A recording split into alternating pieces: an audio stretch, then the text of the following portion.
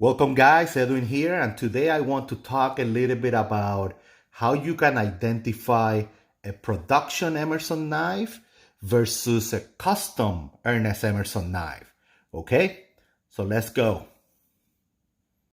Okay, so let's start with the easiest one, that is how to identify a production Emerson knife.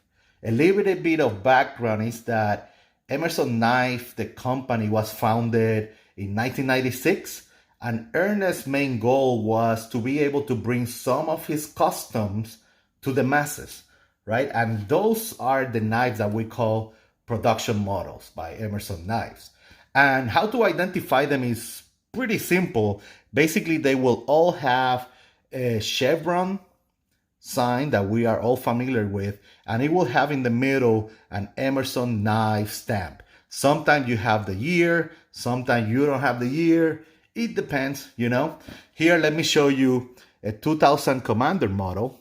This is how they started, and I love particularly this type of style that is in the corner, small, and it will say Emerson Knife USA, right?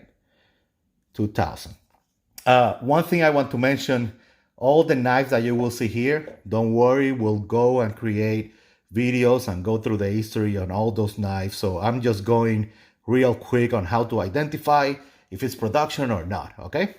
And then one thing I want to make clear with these two newer models is that you should not only think, okay, it's a production model because it has G10 and a satin blade, or G10 and a black blade, right? No, you should actually look at that stamp. In this case, this is a rich light handle for the carnivore. And if you look at it, okay, Emerson Knives is the newer logo. It has the chevron sign, and that's production, right? Same thing with this other model. Same thing, Emerson Knife, chevron sign right there. So that's how to identify in general a production knife.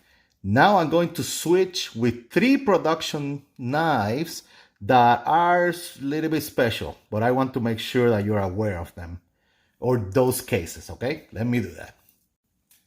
Now, these are still production knives, but they are special cases. Let me show you the first one, stealth model. We'll talk about this baby, but in a future video. But right here, you see that stamp? That's the ECA, or Emerson Collector Association stamp with the year. If you are part of this, and you can find that information in their website, you will get a yearly release of a special model, and usually has something tied with the other models, earlier models that he made and stuff like that. And it's a pretty cool deal. So be aware of that. If you see this, it's a little more special. It's part of the Collector Association, but it's, a production knife. Also, we have the OBS knife. And again, they have all the information regarding what OBS means. I'll make videos later about it. But there's a brotherhood that I'm part of. And, it's called the Order of the Black Shamrock. And this is a production knife made specially for the OBS. And then you have production knives, and this is just one example of the production models that look very similar. That looks fine, but it has this little word here called prototype. And well, that really means that Mr. Ernest Emerson hand grounded this blade, and this is one of the first prototype for this model. So that, that's pretty special, okay? So make sure that you always look for that prototype, and you got a winner right there. So that's some of the special cases for the production knives. Now let's talk about how to identify a custom Ernest Emerson. And again, a custom Emerson, what it means is that it was handmade and hand ground blade by the man himself, right? And he's been going through several stamps and history, and I have some of those to show you.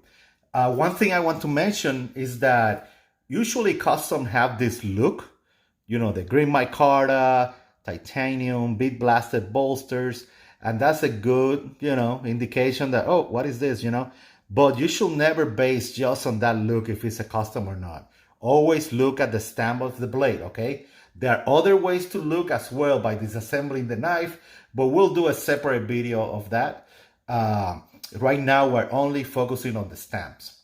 Now, before I go through the ones I have, let me roll a video, sorry, not a video, a photo of the very early stamps that he used in some of his customs.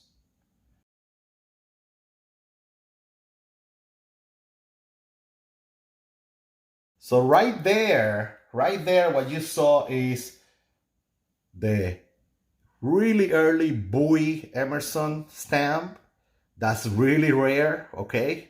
Then you have the Half Moon Emerson stamp that also every time someone posts a picture of that is mind-blowing, right? And then the Viper for his Viper line, that also is pretty awesome. Those are early custom designs from him, okay?